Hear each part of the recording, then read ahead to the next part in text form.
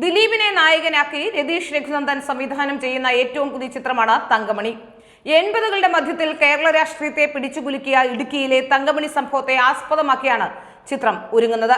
ഇപ്പോഴത്തെ ചിത്രത്തിലെ ബലാത്സംഗ ദൃശ്യങ്ങൾ നീക്കം ചെയ്യണമെന്നാവശ്യപ്പെട്ട് ഹൈക്കോടതിയിൽ ഹർജി നൽകിയിരിക്കുകയാണ് തങ്കമണി സ്വദേശി VR ബിജു.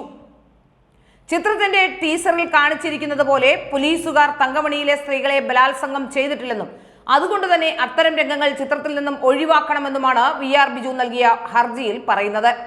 1986 ഒക്ടോബർ 22-നായിരുന്നു പോലീസിന്റെ ഈ നരനായാട്ട് അരങ്ങേറിയത്. കലാപത്തെക്കുറിച്ച് അന്വേഷിക്കാൻ മന്ത്രിസഭ ജസ്റ്റിസ് D ശ്രീദേവി കമ്മീഷനെ നിയമിച്ചിരുന്നു.